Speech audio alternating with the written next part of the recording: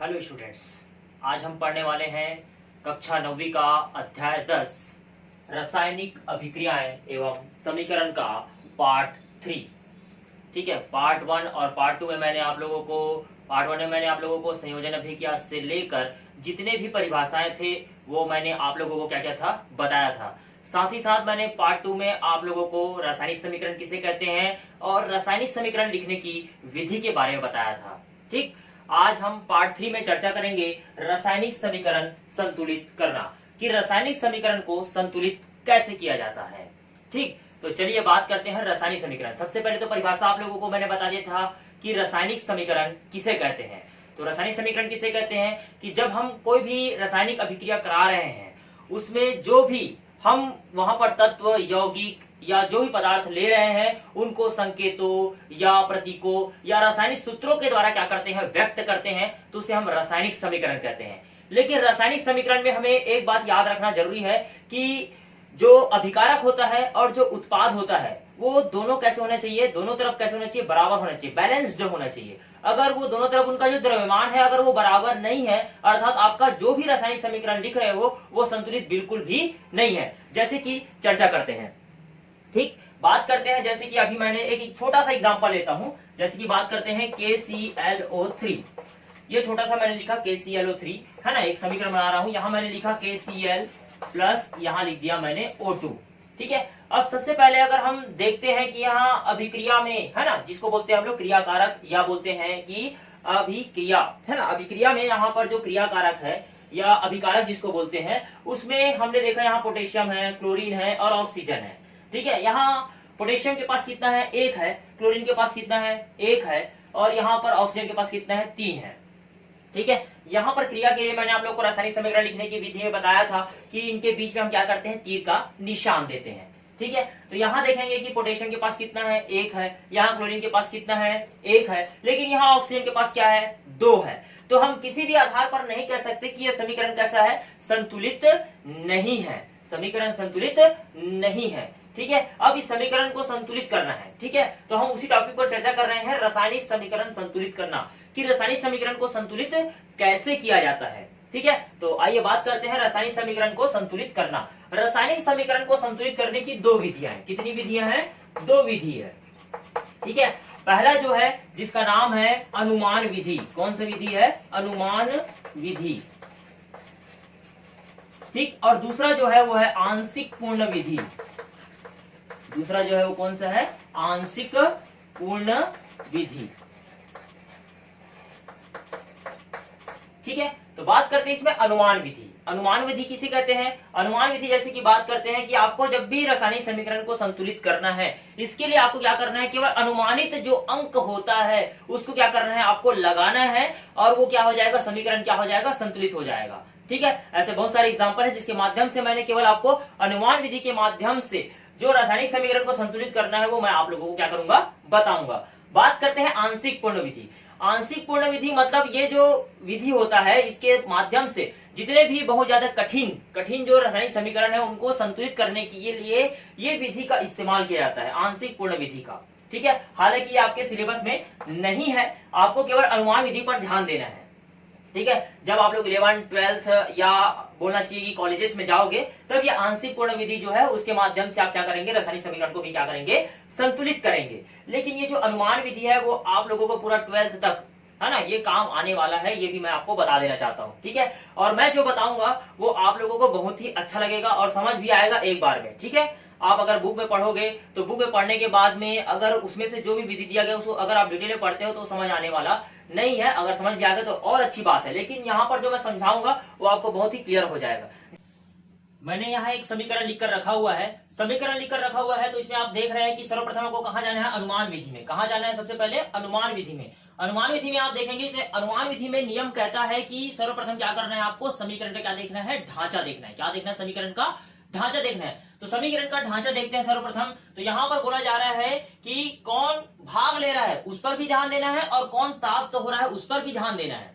ठीक है, मतलब यहाँ पर क्रियाकारक में कौन कौन भाग ले रहे हैं और उत्पाद में कौन कौन प्राप्त हो रहे हैं, क्रियाफल में कौन कौन प्राप्त हो रहे हैं, उसको भी ध्यान देना है। तो सबसे पहले हम देखते हैं समीकरण का ढांचा। तो समीकरण का ढांचा देखने के बाद में हमको समझ आ रहा है कि यहाँ पर कौन भाग लिया है, पोटेशियम। उसके बाद फिर क्लोरीन, है ना, उसके बाद फिर कौन है यहाँ पर, ऑक्सीजन। ऑक्सीजन के बाद लेने के बाद में यहाँ पर जो है क्रिया हुआ है, अभिक्रिया हुआ है, उस दौरान क्या क्या प्राप्त हुआ है, यहाँ पर प्राप्त हुआ है ना, पोटेशियम क्लोराइड प्राप्त हुआ है और साथ ही साथ यहाँ पर ऑक्सीजन प्राप्त हुआ है। ठीक है, लेकिन अब ये देखने के बाद में हमने तो देख लिया तत्व कौन कौन से हैं, इसमें यौगिक कौन कौन सा है, ये भी देख लिया हम लोगों ने। देखने के बाद में आपको ये ध्यान देना है कि किसके पास कितना, है ना, अणु या परमाणु मौजूद है, उसको भी ध्यान देना सबसे पहले।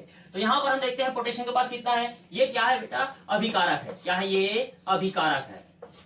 ठीक है, अभिकारक के पास कितने अणु या परमाणु है उसको देखना है, और उत्पाद के पास कितना अणु या परमाणु है उसको ध्यान देना है। ठीक है, तो सबसे पहले बात करते हैं अभिकारक के पास, यहाँ पोटेशियम के पास कितना है, 1 है। कुछ भी नहीं है इसके पास, मतलब कितना होता है, 1 होता है। ठीक है, हम गणित पढ़ते हैं, गणित में कुछ भी नहीं है, मतलब क्या लगा देते हैं, 0 लगा देते हैं, अंडा लगा देते हैं। ठीक है, लेकिन हमको जब भी केमिस्ट्री पढ़ रहे हैं, रसायन पढ़ रहे हैं, तो उसमें ध्यान देना है कि अगर कोई भी तत्व हमारे पास मौजूद है, मतलब उसके जेब में कितना है, 1 है। ये आपको यहाँ पर मायने बैठा के रख लेना है। ठीक है, यहाँ पोटेशियम के पास कितना है, 1 है। क्लोरीन, क्लोरीन के पास हमको कुछ भी दिखाई नहीं दे रहा है, मतलब उसके जेब में कितना है, 1 है। लेकिन यहाँ ऑक्सीजन के पास कितना है, 3 है। कितना है, 3, क्योंकि यहाँ साक्षात लिखा हुआ है कितना है, 3 है। अब क्रिया हुआ, क्रिया होने के बाद आप देख रहे हैं यहाँ पर पोटेशियम के पास कितना है, 1 है, क्योंकि ये उत्पाद है जो प्राप्त हुआ। ठीक है, पोटेशियम के पास कितना है, 1 है, कुछ भी नहीं, मतलब कितना है, 1 है। क्लोरीन के पास कितना है, 1 है। लेकिन यहाँ ऑक्सीजन के पास कितना दिखाई दे रहा है आपको, 2 दिखाई दे रहा है, लेकिन यहाँ ऑक्सीजन के पास कितना है, 3 है। तो हम सीधा आंख बंद करके कह सकते हैं कि समीकरण संतुलित नहीं है। इसको क्या करना है, अपने को संतुलित करना है। अब संतुलित करेंगे तो कैसे करेंगे, सबसे पहले हमने तो देख लिया कि किसमें कितना अणु या परमाणु मौजूद है। ठीक है, यहाँ पोटेशियम के पास कितना था, 1 था। क्लोरीन के पास कितना है, 1 है। इसके पास कितना है, 3 है। यहाँ पोटेशियम के पास कितना है, 1 है। क्लोरीन के पास कितना है, 1 है। लेकिन ऑक्सीजन के पास कितना है, 2 है। तो ये पोटेशियम तो हैप्पी है, खुश है, ये भी पोटेशियम हैप्पी है, बोल रहा है भैया तेरे पास भी 1 है, मेरे पास भी कितना है, 1 है। क्लोरीन भी बोल रहा है भैया मेरे पास भी 1 है, आपके पास भी 1 है, क्योंकि यहाँ पर बीच में क्या बन गया है, पर्दा बन गया है। ठीक है, कोई भी दोस्त होते हैं जिसके पास में अगर मान लो 100 रुपया है, तो सामने वाले के पास भी 100 रुपया है, तो दोनों हैप्पी रहते हैं कि तेरी जेब में भी 100 रुपया है, मेरे जेब में भी 100 रुपया है, तो हैप्पी रहते हैं। लेकिन अगर किसी की जेब में अगर 50 रुपया रहे तो वो अनहैप्पी हो जाता है, बोलता है भैया अरे यार तेरी जेब में 100 रुपया, मेरे पास 50 ही है यार, वो थोड़ा सा अनहैप्पी हो जाता है। ठीक है, तो बात करते हैं यहाँ पर, है ना, कि इसके पास 1 है, इसके पास कितना है, 1 है, इसके पास भी कितना है, 1 है, इसके पास भी कितना है, 1 है। ये दोनों के दोनों तो खुश है, लेकिन ऑक्सीजन अभी भी मुंह बिठा के बैठा हुआ है। इधर वाला तो हैप्पी है क्योंकि इसके पास में कितना है, 3 है, उसके पास कितना है, 2 है। ये क्या बोल रहा है, भैया मुझे 1 और चाहिए। क्या बोल रहा है वो, मुझे 1 और चाहिए, आप कहीं भी से लाके दो, मुझे 1 और चाहिए। लेकिन हम कौन सी विधि पढ़ रहे हैं, अनुमान विधि। आज मंगलवार है और मंगलवार है, बोले जय हनुमान का नाम लेके हम क्या करेंगे, अनुमान विधि लगाएंगे। और अनुमान विधि बोलता है कि आप अपने मन से जो भी लगाना है वो क्या कर दीजिए, लगा दीजिए। वो बोलता है कि अगर जितना भी क्रिया आपको चाहिए, जैसे कि बात करते हैं यहाँ पर, है ना, नियम कहता है, सर्वप्रथम नियम कहता है कि समीकरण के दाईं ओर, नियम कहता है अनुमान विधि के तहत चलेंगे तो नियम कहता है कि समीकरण के दाईं ओर, दाईं ओर मतलब राइट हैंड साइड, बोले तो जेवनी को ती, कहा, जेवनी को ती। ठीक, तो बात करते हैं, हमने क्या कर दिया, 2 लगा दिया। जैसे ही 2 लगाया, ठीक है, यहाँ पोटेशियम के पास कितना हो गया, 2, क्योंकि हमने जब भी हम अपने हिसाब से अंक लगाएंगे, उसे कहां लगाएंगे, हमेशा सामने लगाएंगे, कभी भी हम उसे नीचे नहीं लगाएंगे। इस बात का भी पूर्णतः ध्यान रखना है आप लोगों को। ठीक है, नियम यही कहता है कि जब भी हम क्या लगेंगे, अनुमान विधि से अंक लगाते हैं, चाहे वो 3 हो, 4 हो, 2 हो, है ना, 5 हो, जितना भी हम अंक दे रहे हैं उसे क्या करना है, सर्वप्रथम आपको क्या करना है, सामने ही लगाना है। क्योंकि हम किसी से अगर उधार लेते हैं तो हम भैया ये उधार पैसा आपका करके सीधा जेब में नहीं डाल देते, उसके हम क्या करते हैं, उसके हाथ में देते हैं ताकि वो क्या कर ले, उसको गिन ले। उसी प्रकार से हमको उसके हाथ में देना है, उसके जेब में नहीं डालना है। ठीक है, तो नियम कहता है कि समीकरण के दाईं ओर क्या कर दो, 2 का गुना कर दो। हमने क्या किया, समीकरण के दाईं ओर क्या कर दिया, 2 का गुना कर दिया। जैसे ही 2 का गुना किया, ये 2 एकम 2 और ये 2 एकम 2, मतलब पोटेशियम के पास कितना हो गया, 2, क्लोरीन के पास कितना हो गया, 2। ये दोनों ने तो 2-2 प्राप्त कर लिया, लेकिन इधर वाला क्या कर रहा है, अरे भैया आप लोग को 2-2 मिल गया, अरे मुझे भी चाहिए। तो हम क्या करेंगे, अब इसके पास आएंगे, मतलब हम समीकरण के कहां जाएंगे, बाईं ओर आ जाएंगे और पोटेशियम को 2 देने का प्रयास करेंगे। और पोटेशियम को 2 देंगे, पोटेशियम को कितना मिल गया, 2, क्योंकि गुना हो रहा है ना, अब गुना हो रहा है, 2 एकम 2, यहाँ 1 था, 1 बैठा हुआ था, इसलिए 2 एकम 2, ये 2 एकम 2, लेकिन इसका गुना किया तो कितना बन गया, 3 दूनी 6, कितना बन गया, 3 दूनी 6। अब ऐसा क्या करे कि ये 6 बन जाए, अब ये ऐसा क्या करे कि ये 6 बन जाए। आप एकदम बिंदास बोल सकते हो भैया यहाँ 3 लगा दो, कितना लगा दो, 3 लगा दो, 3 का अनुमान विधि, 3 का गुना कर दिया, 3 दूनी कितना हो गया, 6। समीकरण संतुलित हो गया, बिल्कुल राइट, एकदम सही समीकरण बना दिया आप लोगों ने। ठीक है, एक बार और पुनः समझा देना चाहता हूं आप लोगों को कि जब भी हम क्या करेंगे, रासायनिक समीकरण को संतुलित करते हैं तो सबसे पहले आपको क्या करना है, समीकरण का क्या देखना है, ढांचा देखना है। क्या देखना है, ढांचा, कि कितने उसमें तत्व भाग लिए हैं, यौगिक भाग लिए हैं, क्या क्या उसमें भाग ले रहे हैं और क्या क्या उसमें प्राप्त हो रहे हैं, उसको ध्यान देना है। ठीक है, कौन कौन भाग लिया था उसको देख लिए सबसे पहले, उसके बाद फिर कौन कौन प्राप्त हुआ है उसको देख लिए सबसे पहले, उसके बाद ये देखने के बाद में कितने अणु और परमाणु मौजूद है उसको देख लेंगे, किसको कितना देना है और कितना लेना है, ये सबसे पहले ध्यान रख लेना है। उसके बाद आपको अनुमान विधि में चले जाना है। कहां चले जाना है, अनुमान विधि में। नियम कहता है कि समीकरण के दाईं ओर क्या कर दो, 2 का गुना कर दो, है ना। अब मैंने कहा 2 का गुना कर दो, तो आपने ये छोटा समीकरण था इसलिए 2 का गुना किए। अगर किसी में 10 का करना है, 12 का करना है, 5 का करना है, ऐसे बहुत सारे समीकरण है जो मैं आप लोगों को बताऊंगा अभी। ठीक है, अभी एक केवल छोटे से एग्जांपल के माध्यम से बताया, ऐसे बहुत सारे आपके पाठ्य पुस्तक में दिए गए, वो पूरे समीकरण से यहाँ लिखूंगा मैं, जो कैसे हैं असंतुलित है उनको मैं संतुलित करके आप लोगों को बताऊंगा। ठीक है, तो यहाँ पर क्या करना है, समीकरण के दाईं ओर 2 का गुना कर दो सबसे पहले। 2 का जब गुना किया आप लोगों ने, ठीक है, यहाँ पर कुछ नहीं, मतलब कितना बताया था मैंने, 1 बताया था, तो कितना हो गया, 2 एकम 2, फिर कितना हो गया, 2 एकम 2। ठीक है, ये यहाँ पर इसके साथ गुना नहीं होने वाला, क्योंकि यहाँ पर आपने प्लस लगा दिया, मतलब वो पर्दा बन गया। क्या बन गया, पर्दा बन गया। ये पर्दे के इस पार गुना होने वाला नहीं है। जैसे कि 2 भाई हैं, कितने भाई हैं, 2 भाई हैं, और घर बड़ा है तो उसने बीच में क्या लगा दिया, पर्दा लगा दिया। पर्दा लगा दिया तो छोटा भाई जो कमा के ला रहा है वो बड़े भाई का बिल्कुल होने वाला नहीं है, या बड़ा भाई जो कमा के ला रहा है वो छोटे भाई का होने वाला नहीं है। इस बात को बिल्कुल ध्यान रखिए। ठीक है, यहाँ पर अगर छोटा भाई जो है कमा के ला रहा है तो ये बड़े भाई का होने वाला नहीं है, और बड़ा भाई के पास जो भी है वो छोटे भाई का होने वाला नहीं है, क्योंकि आपने बीच में क्या लगा दिया, घर के बीच में क्या लगा दिया है, पर्दा लगा दिया है, प्लस लगा दिया है, वो बिल्कुल उनका होने वाला नहीं है। और जब भी आप अंक दोगे वो हमेशा सामने लगाना है, आपको पीछे नहीं लगाना, इस बात का ध्यान रखना है।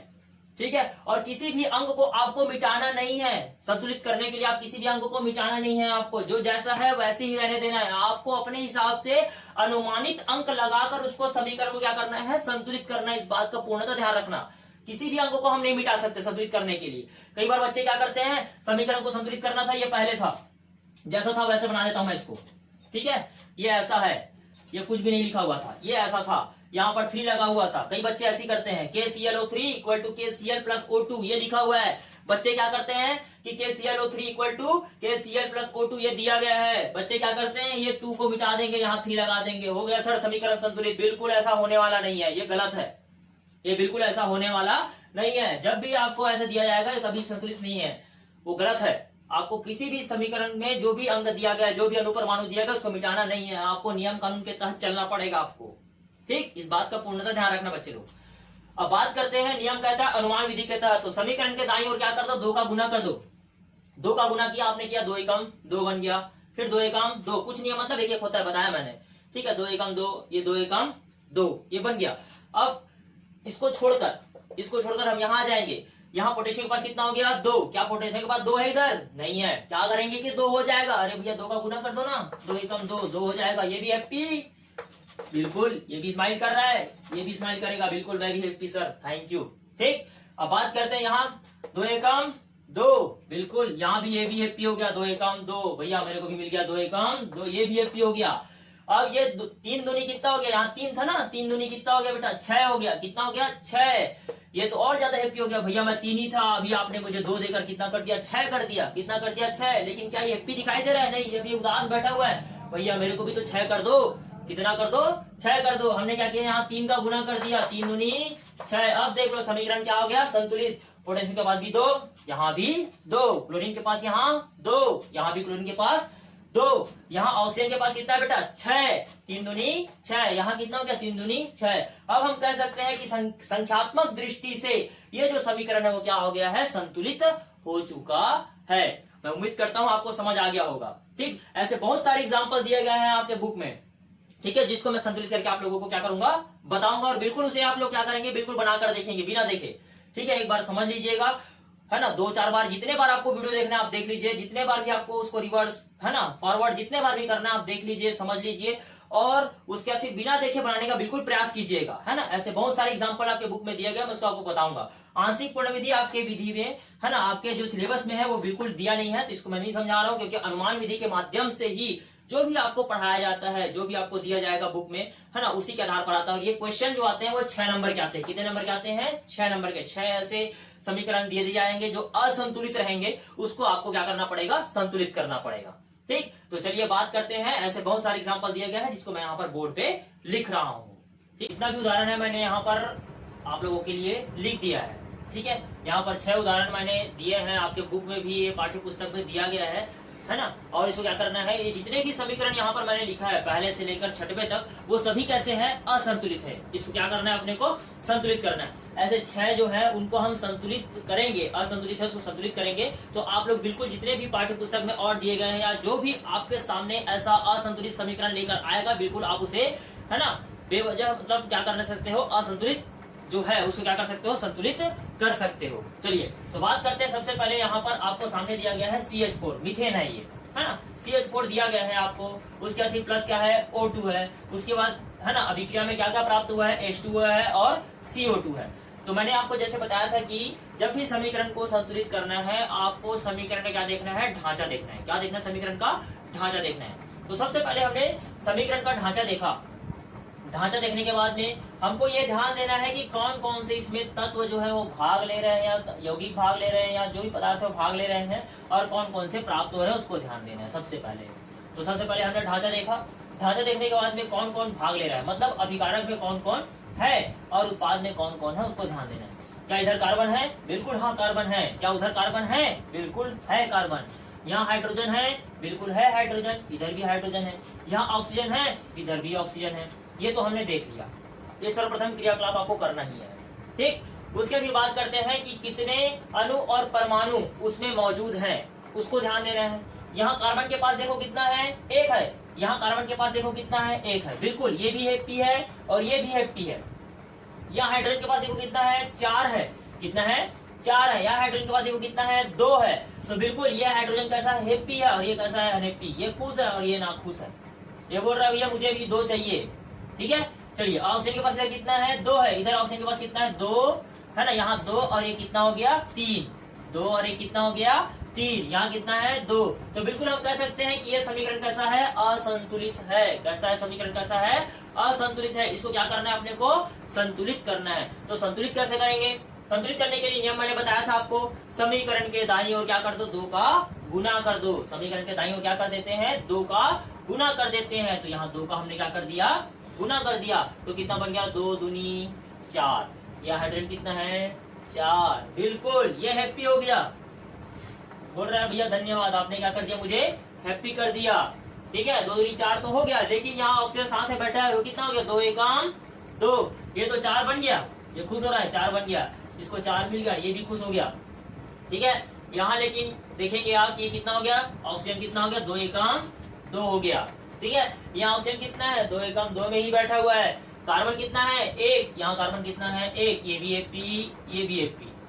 ठीक है, लेकिन अब इसको जोड़ेंगे। इधर कितना है? 2 और इधर कितना है? 2। तो ऐसा क्या गुना करे कि इधर 4 तो हो गया है ना। उत्पाद कितना हो गया? ऑक्सीजन 4 हो गया। ऐसा क्या करे कि इधर 4 हो जाए? तो 2 का गुना कर देंगे यहाँ। तो 2 दूनी कितना हो जाएगा? 4। ठीक है, अब इसको जोड़ लो। 2 और 2 कितना हो जाएगा? 4। देख लो ऑक्सीजन की मात्रा इधर कितना है? 2। इधर ऑक्सीजन की मात्रा कितना? 2। 2 और 2 यहाँ प्लस लगा है तो जोड़ देंगे। जोड़ दो कितना हो गया? 4। यहाँ ऑक्सीजन कितना हो गया? 4। Oxygen happy. कंप्लीट हो गया ऑक्सीजन का भाग। कार्बन का भाग देखो यहाँ कितना है? 1। यहाँ कार्बन का भाग कितना है? 1। ये भी खुश हो गया। ठीक है, अब यहाँ हाइड्रोजन का भाग देखो कितना है? 4। इधर भी कितना है? 4। बिल्कुल आपने समीकरण में क्या कर दिया? संतुलित कर दिया। किसी भी भाग को आपको मिटाना नहीं है, इस बात का ध्यान रखना। मैंने पहले बताया था आप लोगों को, किसी भी भाग को मिटाना नहीं है। आपको क्या करना है? अनुमानित विधि से केवल अंक लगाना है, चाहे वो 3 हो, 4 हो, 5 हो, 10 हो, 12 हो, 15 हो, जितना भी हो आप लगा सकते हो, लेकिन किसी भी अंक को आप मिटा नहीं सकते। चलिए, पहला नंबर तो आपने संतुलित कर दिया। ठीक है, ये रफ वर्क है बेटा, है ना। ये जो मैंने किया नीचे वो रफ है, आपको ऐसा नहीं करना है, केवल ये बस लगाना है। ये नीचे वाला मैं मिटा देता हूँ। अब ये नीचे वाला मैंने मिटा दिया, ये केवल रफ था, ये आपको समझाने के लिए था। आपने समीकरण को क्या कर दिया? संतुलित कर दिया। उसके पहले जो क्वेश्चन था अब मैंने इसका आंसर बना दिया। बिल्कुल ये सही है। ठीक, चलिए दूसरा नंबर बात करते हैं। आपके सामने सर्वप्रथम मैंने बताया ढांचा देखना है, तो ढांचा देखेंगे। सबसे पहले ढांचा तो देख लिया हमने।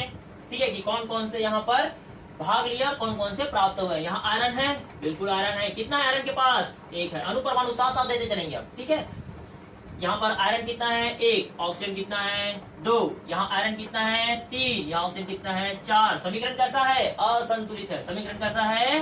असंतुलित है, क्योंकि यहाँ आयरन के पास कितना है 1, ये कैसा है? ना खुश है। ये कैसा है? खुश, क्योंकि इसकी जेब में ज्यादा पैसा है। इसकी जेब में कितना है? 1 ही है।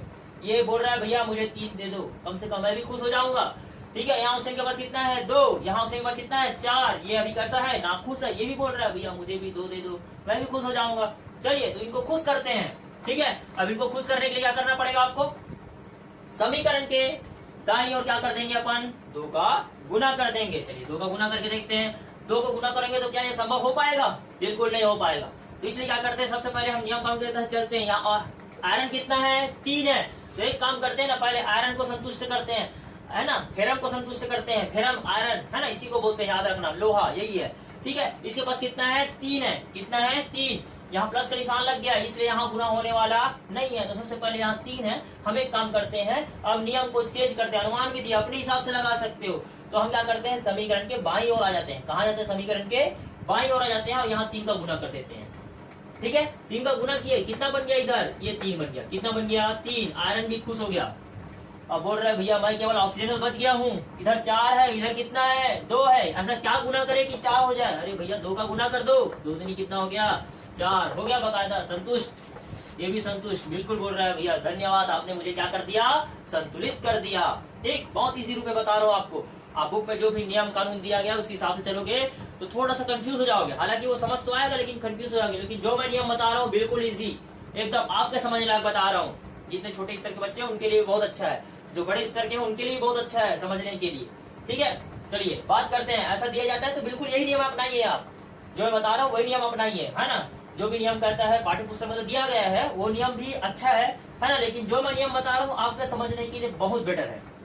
ठीक, चलिए अब बात करते हैं तीसरा number, C3H8 + O2 = H2O + CO2। ठीक, सर्वप्रथम नियम क्या बताया मैंने? ढांचा देखना है। वेरी गुड, क्या देखना है? ढांचा देखना है। हमने सबसे पहले क्या देखा? ढांचा देखा। ढांचा देखने के बाद यहाँ कार्बन कितना है? 3। यहाँ कार्बन कितना है? 1। देखने से पता चल गया कि समीकरण कैसा है? असंतुलित। इधर 3 बैठा है भैया, उधर कितना है? 1 है। समीकरण कैसा है? असंतुलित है। यहाँ हाइड्रोजन कितना है? 8। इधर कितना है? 2। इधर ऑक्सीजन कितना है? 2। इधर ऑक्सीजन कितना है? 2 और 1 3। समीकरण कैसा है? असंतुलित। इसको क्या करना है? संतुलित करना है। तो संतुलित करने के नियम कहता है कि समीकरण के दाईं ओर क्या कर दो? 2 का गुना कर दो। चलिए 2 का गुना करके देखेंगे तो ऐसा कुछ होने वाला है क्या? चलिए बात करते हैं। यहाँ कितना है बेटा? 3 है। यहाँ कितना है? 1 है। तो सीधा नियम ये कह रहा है कि हम यहाँ 3 का गुना तो कर रहे हैं, क्या हुआ? समीकरण कैसा होगा? संतुलित होगा। तो इसको हम कार्बन को 3 बनाने के लिए क्या है? 3 का गुना कर सकते हैं, बिल्कुल कर सकते हैं। ठीक है, अगर हम डायरेक्टली यहाँ पर क्या करते हैं? 3 का गुना करते हैं। किसका गुना करते हैं? 3 का गुना करते हैं तो कार्बन को तो 3 मिल जाएगा। 3 एकम 3 है ना, 3 एकम कितना हो जाएगा? 3। कुछ भी नहीं, मतलब 1 होता है, पता है आप लोगों को। 3 एकम 3, ये कार्बन को तो 3 मिल गया। ठीक, हैप्पी हो गया कार्बन। सबसे पहले उसी के पास चले, क्योंकि कार्बन यहाँ बैठा था, इसलिए कार्बन के पास दिया भैया। कार्बन यहाँ 3 बैठा है तो कार्बन को भी 3 दे देते हैं। लेकिन यहाँ गुना किए तो कितना बन गया? 3 दूनी 6। कितना बन गया? 3 दूनी 6। ठीक है, अब हम चलते हैं किसके पास? यहाँ कौन बैठा है? हाइड्रोजन। कौन बैठा है? हाइड्रोजन। हाइड्रोजन के पास कितना है? 8। ऐसा क्या गुना करे कि 8 हो जाए? बिल्कुल 4 का गुना करेंगे। किसका गुना करेंगे? 4 दूनी कितना हो जाएगा? 8। अब ये हाइड्रोजन भी खुश हो गया और कार्बन भी खुश हो गया, बचा केवल ऑक्सीजन है। तो यहाँ कितना हो गया? 4 एकम 4। 6 और 4 कितना हो गया?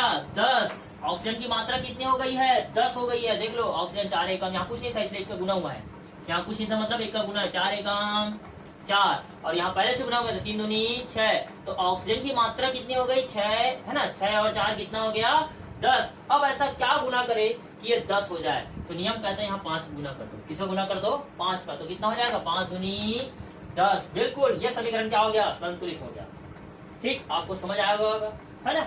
चलिए आगे बात करते हैं। फिर से वही करना है आपको, समीकरण का ढांचा देखना है। ठीक है, समीकरण का ढांचा देखने के बाद में आपको क्या करना है? कौन कौन से तत्व और कौन कौन से यौगिक भाग लिए हैं, फिर उसके बाद कौन कौन से अणु और परमाणु से भाग लिए, उसको ध्यान देखना है। फिर उसके बाद ध्यान देना है कि वो संतुलित है या नहीं है, उसको ध्यान देना है।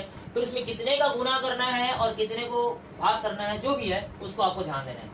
तो सबसे पहले बात करते हैं कार्बन। कार्बन के पास कितना है? 6। यहाँ कार्बन के पास कितना है? 2 और 1 कितना है? 3। ठीक है, अब उसके बाद हाइड्रोजन के पास कितना इधर 12, इधर कितना है 5, 5 और एक कितना है 6, ठीक है। यहाँ ऑक्सीजन के पास कितना है 6, यहाँ ऑक्सीजन के पास 1 और 2 3, कितना है 3, ठीक है। फिर से देख लीजिए, कार्बन के पास 6, यहाँ कार्बन के पास 2 और 1 3, यहाँ हाइड्रोजन के पास 12, यहाँ 5 और एक कितना है 6, यहाँ ऑक्सीजन के पास कितना है 6 और यहाँ कितना है 1 और 2 कितना हो गया 3, ठीक है। तो अब हमको क्या करना है ना, क्या करना है, समीकरण के दाईं ओर ऐसा क्या गुना करें कि ये जो है वो पूर्ण हो जाए, ठीक है। मतलब ये समीकरण जो है वो क्या हो जाए, संतुलित हो जाए, ठीक है। तो चलिए बात करते हैं। सबसे पहले अगर हम यहाँ 2 का गुना कर दें समीकरण के अनुमान विधि के तहत, अगर हम समीकरण के बाईं ओर है ना, बाईं ओर नहीं सॉरी दाईं ओर क्या कर देते हैं 2 का गुना कर देते हैं, कितना हो जाएगा 2 दूनी 4, लेकिन एक और है यहाँ तो कितना हो जाएगा 5, लेकिन अपने को चाहिए कितना 6, तो एक काम करते हैं ना, यहाँ भी 2 का गुना कर देते हैं, तो 2 एकम कितना हो जाएगा 2, तो 4 और 2 कितना हो गया 6। कार्बन खुश हो गया, बोल रहा है भैया बहुत बहुत धन्यवाद, आपने 2 देकर मुझे क्या कर दिया, संतुष्ट कर दिया। अब बात करते हैं ये कितना हो जाएगा 5 दूनी 10। हाइड्रोजन बस को देखना ना, बाकी किसी को नहीं देखना, हाइड्रोजन को संतुष्ट कर रहा हूँ, 12 चाहिए उसको, है ना। 5 दूनी 10, यहाँ कुछ नहीं है मतलब कितना 1, तो 2 एकम 2, तो 10 और 2 कितना हो गया बेटा 12, बिल्कुल हाइड्रोजन भी क्या हो गया संतुष्ट हो गया। अब केवल ऑक्सीजन बचा है, कितना चाहिए उसको 6 चाहिए, देखते हैं 6 मिलता है कि नहीं मिलता है। यहाँ देखो 2 दूनी 4, यहाँ कुछ नहीं मतलब कितना है 1, 2 एकम 2, तो 2 4 कितना हो गया 6, बिल्कुल ये भी संतुष्ट हो गया। बहुत इजी रूप में बता रहा हूँ आप लोगों को, बहुत इजी रूप में आपको संतुलित करना सिखा रहा हूँ मैं। चार तक ये मैं 4 जो बताया हूँ है ना, 7 तक मैंने जो 4 बताया है वो 4 आपको समझ आ गया होगा आप लोगों को, ठीक है। चलिए 5 नंबर बात करते हैं, है ना। जब ऐसा समीकरण दिया है तो उसे कैसे संतुलित करें, बाकी तो आप संतुलित कर सकते हो और बहुत इजी रूप में समझा दिया हूँ आपको मैंने, ठीक है। चलिए 5 नंबर बात करते हैं। यहाँ पर है ना, यहाँ पर दिया गया है आप लोगों का Hg, ठीक है, जिसको पारा कहते हैं, जिसका उपयोग थर्मोमीटर में किया जाता है ना। Hg यहाँ होल ट्वाइस कोष्टक के अंदर है, NO3 नाइट्रेट आयन है और यहाँ पर है 2, ठीक है, plus Ki equal to HgI2 plus KNO3, ठीक है। जब भी ऐसा दिया गया है, जब भी कोष्टक के अंदर ऐसा दिया गया है, मतलब ये 2 बाहर है, मतलब ये दोनों के लिए है। किसके लिए है, दोनों के लिए, O के लिए भी है और N के लिए भी है।